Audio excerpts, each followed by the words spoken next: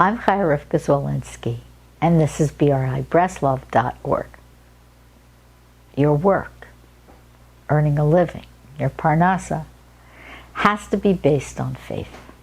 We have to know that we do the work because we're required to, but it's really Hashem who signs our paychecks. Very easy to get confused about this because work can take us over.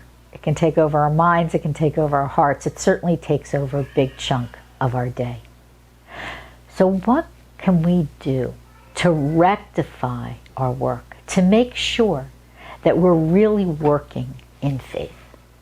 So the first thing is to be honest. And the next thing is to keep in mind that you're going to give, as required by Jewish law, 10 or 20% of your income to tzedakah, to charity. And that the work you're doing is because you want to give tzedakah. And when you do this, you will be blessed with an easier income. It will become literally much, much easier for you to earn a living. Yes, it's true. We have to go to work.